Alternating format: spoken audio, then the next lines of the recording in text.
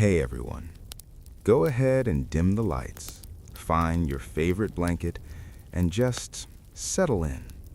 Tonight, we're going to spend a very long, very quiet time talking about how the Vikings, those famously loud, beard-heavy travelers, managed to stay warm enough to actually sleep when the world outside was trying to turn them into human popsicles.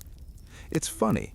We usually think of them swinging axes or shouting on longships, but for about 90% of their lives, they were just trying not to freeze to death in a dark room full of smoke.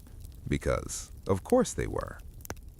Let's start with the sheer audacity of the North Atlantic winter.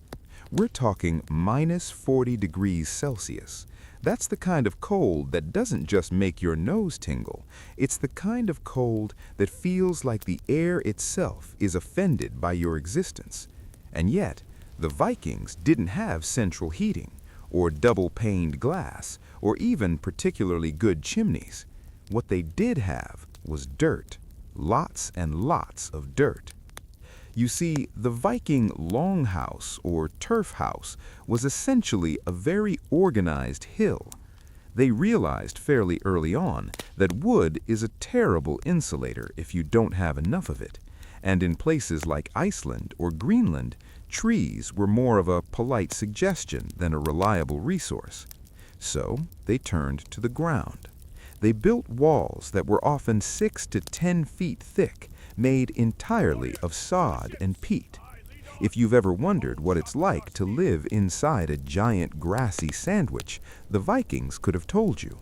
It was damp, it smelled vaguely of wet sheep, and it was, ironically, the height of luxury. Because why build a thin wooden wall when you can just bury your family in 3 tons of earth? It's effective.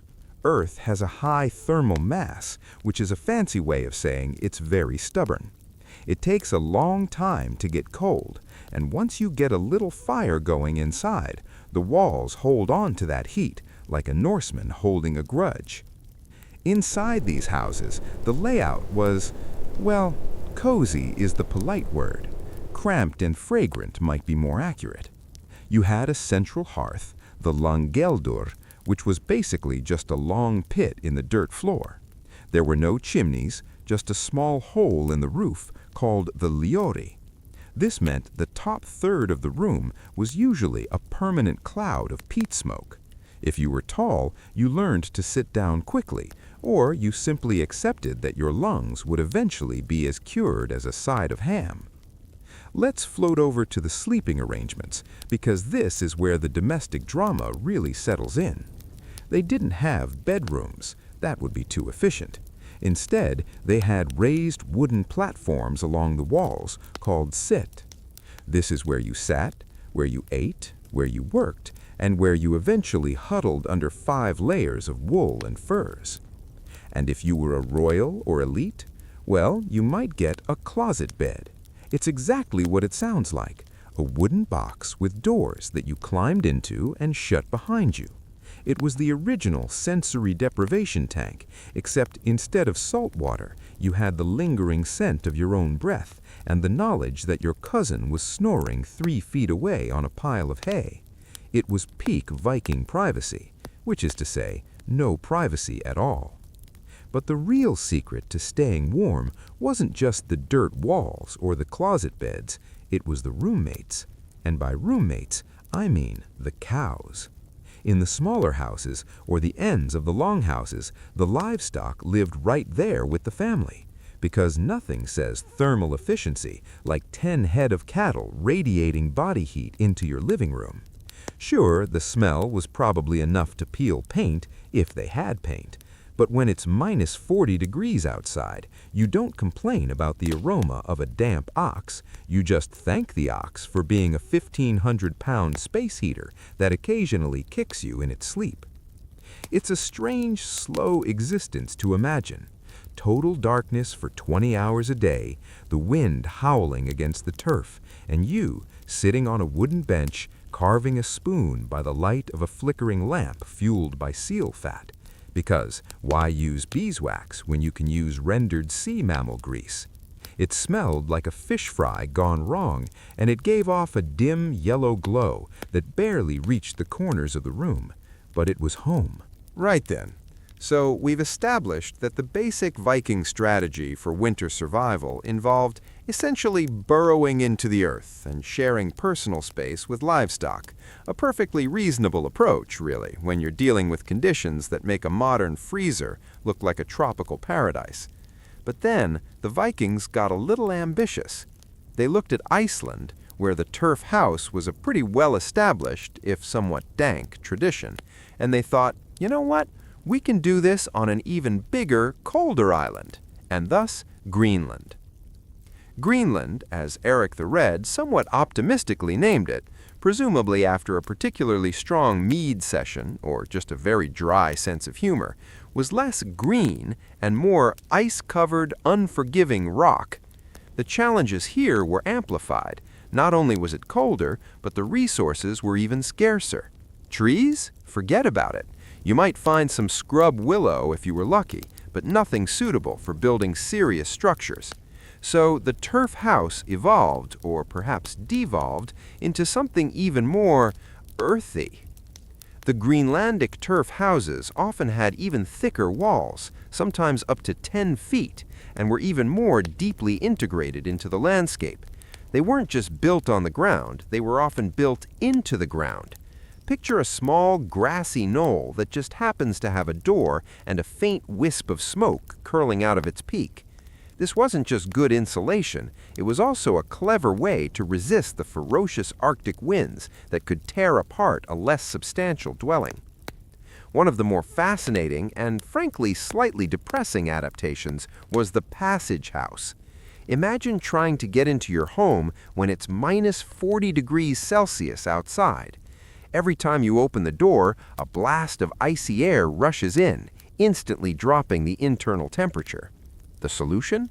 A long, narrow, often winding passage, sometimes several meters long, connecting the main living area to the outside world.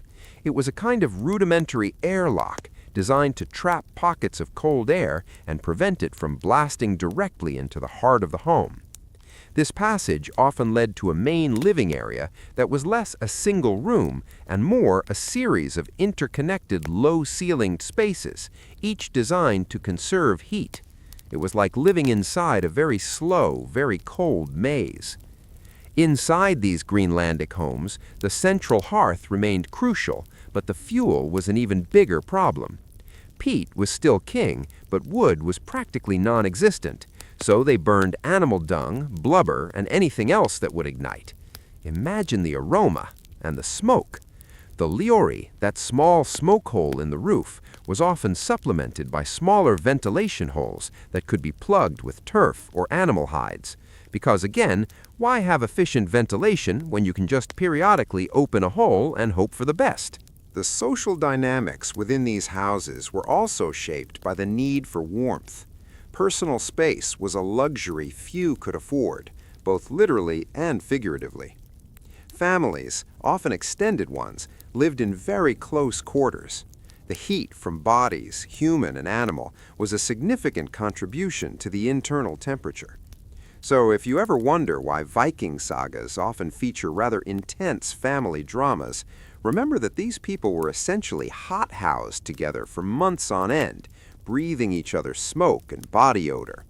Minor annoyances probably festered into full-blown blood feuds with alarming regularity. Let's not forget the sheer ingenuity of the bedding.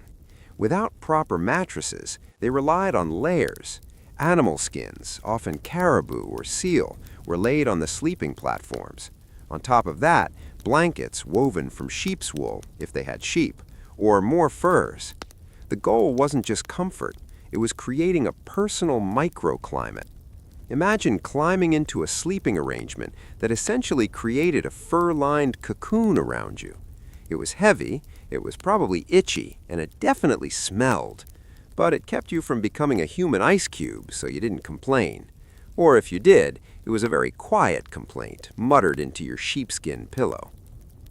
One particularly grim aspect of these settlements was the ongoing battle against dampness.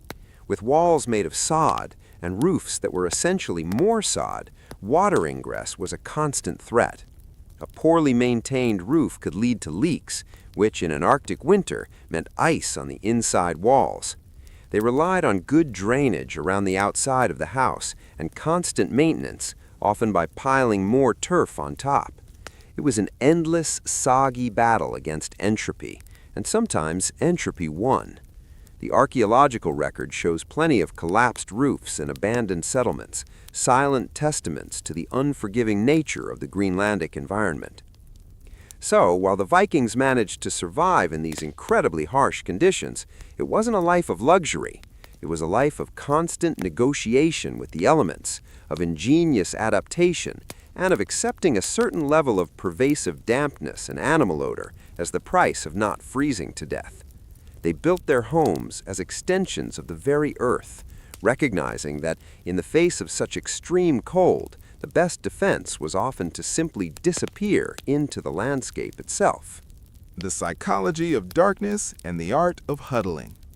Now that we've established the structural integrity, or lack thereof, of these grassy bunkers, we have to talk about what it actually felt like to live inside one for 6 months straight. Imagine, if you will, that your entire universe has shrunk to a space roughly the size of a modern 2-car garage, shared with 12 of your least favorite relatives and a particularly gassy cow named Berna. This is where the true mental fortitude of the Viking Age was forged, not on the battlefield, but in the long, suffocating silence of a subarctic winter. Because, of course, the sun didn't just go down, it went on a seasonal hiatus. In the northernmost settlements of Greenland and Scandinavia, you were looking at weeks or even months of what we call polar night. It wasn't just dark, it was a heavy, velvety blackness that pressed against the thick turf walls. The only thing separating you from the void was a flickering flame of seal oil that smelled like a burning fish market. You can almost hear the internal monologue of a bored Viking teenager. Oh, great. Another day of staring at the soot on the ceiling. Perhaps I'll carve a notch into this beam just to feel something. This is where the casual snark of history really reveals itself. We think of these people as rugged warriors, but for half the year they were essentially professional nappers. To save energy and conserve body heat, activity levels dropped to the absolute minimum. It was a society-wide state of semi-hibernation. But you can't just sleep for 20 hours a day, though heaven knows they tried. You had to do something to keep from losing your mind. Enter the stofa, or the main hall activities. This was the era of the professional storyteller, because when you can't see your own hand in front of your face, audio entertainment becomes your entire world. They told stories that went on for days, the sagas. These weren't just quick bedtime stories. They were sprawling, multi-generational soap operas filled with legal disputes over stray sheep and blood feuds that started because someone looked at a broadaxe the wrong way. It was the original true crime podcast, delivered live by a guy who hadn't bathed since September. And let's talk about the crafts. If you weren't listening to a saga, you were likely spinning wool. Every single person, from the smallest child to the grumpiest grandfather, was involved in the endless cycle of textile production.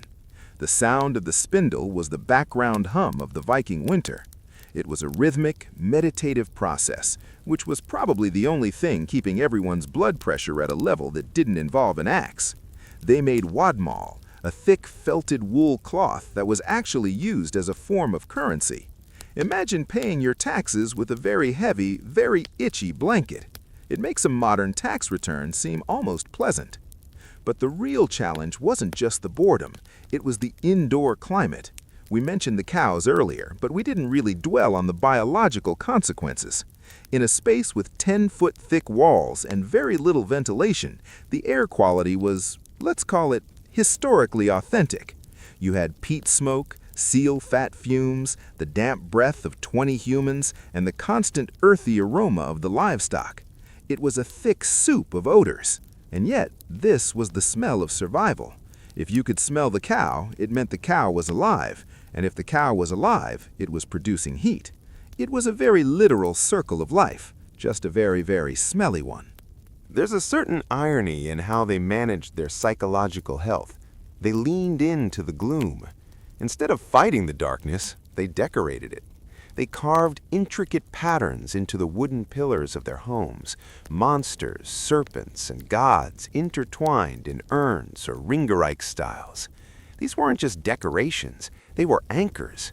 In a world where the horizon had disappeared, these carvings gave the eyes something to hold on to. It's hard to feel like you're being swallowed by the void when you're staring at a beautifully carved dragon biting its own tail. And then there was the food. Oh, the culinary delights of a Viking winter. Since nothing grew and hunting was a gamble in a blizzard, you lived off your pantry, which was usually just a pit in the ground or a wooden chest. Everything was preserved.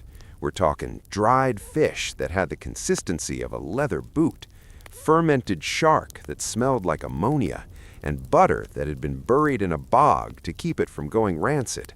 It was a diet designed for survival, not for Yelp reviews. Every meal was a test of jaw strength and willpower. Is it delicious? No. Is it calories? Yes. Pass the sour milk, please. The social structure also shifted during these months. The head of the house wasn't just a leader. They were a cruise director for a ship that wasn't moving. They had to manage the dwindling food supplies, settle the inevitable arguments about who was hogging the warmest spot near the fire, and ensure that the closet beds didn't become literal coffins if someone got sick. It was a high-stakes game of domestic management. One of the weirdest quirks of this lifestyle was the guest culture. If a traveler showed up at your turf door in the middle of a storm, you had to let them in. It was a sacred law of hospitality. But imagine the awkwardness. You're already squeezed into a tiny, smoky room with your entire family, and now you have to make room for a shivering stranger who probably has some very strong opinions about how you've been curing your fish. It was the ultimate test of Viking politeness. You gave them the best seat, shared your meager stew, and listened to their news from the outside world, all while silently wishing they'd stop breathing your precious warm air. As the months dragged on, the physical toll became apparent. Vitamin D deficiency was a real jerk. People got pale, they got lethargic, and they got winter-tired. But then the first hint of light would return. Not a full sun, just a gray smidge on the horizon, and the house would erupt in a very quiet, very exhausted celebration. They had survived another round in the ring with the Arctic. They hadn't frozen, they hadn't starved, mostly, and they hadn't killed each other, usually. The Viking Earth House wasn't just a building, it was a survival pod. It was a masterpiece of making do with the absolute minimum. It reminds us that humans are incredibly good at being comfortable in the most uncomfortable places on Earth, provided they have enough dirt, a few cows, and a very long story to tell. The maintenance of a muddy masterpiece. So, you've survived the midwinter slump. You've listened to the saga of Egil for the 14th time. Your lungs have successfully adapted to a diet of 40% oxygen and 60% peat smoke, and you've managed to not accidentally elbow your grandfather in the face during your sleep. But now comes the real work. Because the thing about living in a house made of dirt and grass is that the house is technically alive. And like all living things, it's constantly trying to fall apart, grow weeds, or slowly melt back into the landscape. Maintaining a Viking longhouse wasn't a weekend DIY project. It was a permanent stay of being. Let's talk about the roof first, because that was usually the first thing to go sideways. In the spring, when the snow finally started to melt, not all at once, mind you, but in a messy, slushy crawl, the turf on the roof would soak up water like a giant, heavy sponge. If you hadn't packed that sod perfectly, the water wouldn't run off. It would just seep through the layers of birch bark and start dripping onto your dinner. There is nothing quite as humbling as a drop of icy mud falling directly into your bowl of fermented porridge. Because wood was so precious, they couldn't just replace the shingles. Instead, they had to go out and harvest more house. They would use a specialized tool called a torfskedi, a turf-cutting spade, to slice out long, uniform strips of sod from the nearby marshland. It was heavy, back-breaking work. You had to cut the strips just right so the roots would stay tangled together, acting as a natural rebar. If the roots died or the soil was too sandy, your roof would literally blow away in the next gale. Imagine coming home from a long day of fishing only to find that your ceiling has relocated to the next fjord. Not ideal. Then there's the issue of the living walls. Since the walls were 6 to 10 feet thick, they became a haven for every small, cold creature in the North Atlantic. Mice, voles, and various insects viewed a Viking longhouse as a 5-star resort with built-in heating. You weren't just living with your family and your cows, you were presiding over a vast subterranean empire of rodents. The constant scratching inside the walls was just the ambient soundtrack of the era. To combat this, they tried to pack the earth as tightly as possible, sometimes mixing in whalebone or stones to discourage the burrowers. It was a never-ending battle of wits between a Norseman and a field mouse. Usually, the mouse won. And we have to talk about the floor management. The floor was just packed dirt. Over the course of a winter, it would collect everything: dropped food, spilled beer, animal waste, and a fair amount of soot. Every spring, they would do a deep clean, which basically meant scraping off the top inch of filth and spreading fresh rushes or hay. It was the Viking version of out with the old, in with the slightly less old. It kept the dampness down and, for a few glorious days, made the house smell like a meadow instead of a wet dog. But the most critical piece of equipment wasn't a shovel or a broom, it was the lamp, specifically the cola. These were small, open stone lamps filled with that lovely, stinking seal or whale oil we mentioned. The wick was usually just a bit of dried moss. Keeping these lit was a full-time job. If the lamp went out in the middle of a moonless winter night, you were in total, absolute darkness. You couldn't just flip a switch. You had to strike flint and steel over and over in the freezing cold until a spark caught. Most families kept the central hearth sleeping, meaning they covered the embers with ash at night so they could be blown back into life in the morning. If your fire died, you were basically asking for a very cold, very grumpy morning.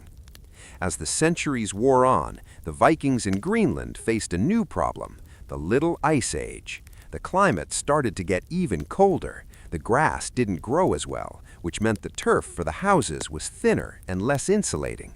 The cows started to die because there wasn't enough hay to feed them through the longer winters. You can see the desperation in the archaeological layers, houses being divided into smaller and smaller rooms, people huddling closer and closer to the fire, until eventually the passage houses we talked about became the only way to survive. It's a bit tragic, really. They had perfected the art of living in a hill, but eventually the hill itself wasn't enough to keep the cold at bay. By the 15th century, the Greenland settlements were gone. But back in Iceland and Scandinavia, the turf house lived on for hundreds of years. People were still living in these earthen dwellings well into the 19th and even early 20th centuries. Why? Because as much as we joke about the smell and the smoke, you simply cannot beat the insulation of 6 feet of dirt. It's the ultimate low-tech solution to a high-stakes problem. So, next time you're complaining that your thermostat is set to 19 degrees Celsius instead of 21 degrees Celsius, just remember our Viking friends. They were currently sitting in a smoky, grass-covered mound, sharing a blanket with a goat, eating a piece of dried fish that was older than they were, and thinking, you know what? This is actually pretty cozy. And honestly, maybe it was. The fashion of survival and the final thaw. So we've mastered the art of the indoor dirt bunker, but eventually someone had to go outside. Whether it was to check on the sheep, fetch more peat, or just scream into the void for a minute to maintain one's sanity, the Vikings needed a way to step into negative 40 degrees Celsius without instantly becoming a frozen statue. This is where we talk about Viking winter wear, which was less about looking fierce and more about looking like a very large sentient ball of wool. If the turf house was the castle, wool was the armor. But not just any wool. They used the fleece of the Icelandic sheep, which has 2 layers, the tag, long water-repellent outer hairs, and the thell, the soft insulating down underneath. When you spun these together, you got a yarn called lopi. It was essentially the Gore-Tex of the Middle Ages. A Viking tunic wasn't just clothing, it was a structural barrier. Because it wasn't stripped of its natural lanolin, sheep oil, it was naturally water-resistant. You could stand in a sleet storm and the water would just bead off you while you stayed relatively dry and smelled strongly of a damp farm animal. A fair trade, really. But the real MVP of the Viking winter wardrobe was the vara felder. This was a cloak woven to look like a shaggy sheepskin. They would weave long locks of unspun wool into the cloth as they went, creating a garment that looked like you had just skinned a muppet. It was heavy, it was slightly ridiculous, and it was the only reason these people didn't perish the moment they stepped away from the hearth. If you were a Viking elite, you might have one dyed with expensive lichen, but even then, you still looked like a very fancy, very warm shrub. Let's float down to the footwear, because frostbite is a very real, very snarky enemy. They didn't have heavy leather boots with rubber soles. They had turn shoes, thin leather slippers essentially. To keep their toes from snapping off, they stuffed these shoes with dried grass or moss. It's the ultimate low-budget insulation technique.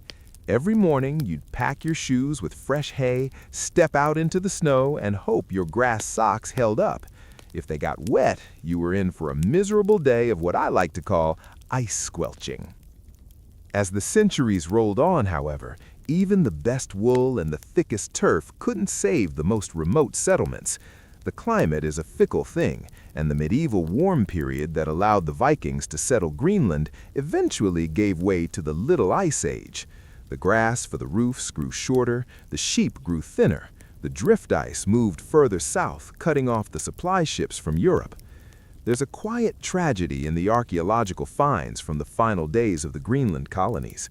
We see houses where the main hall has been partitioned into tiny cubicles, people huddling in the smallest possible space to stay warm.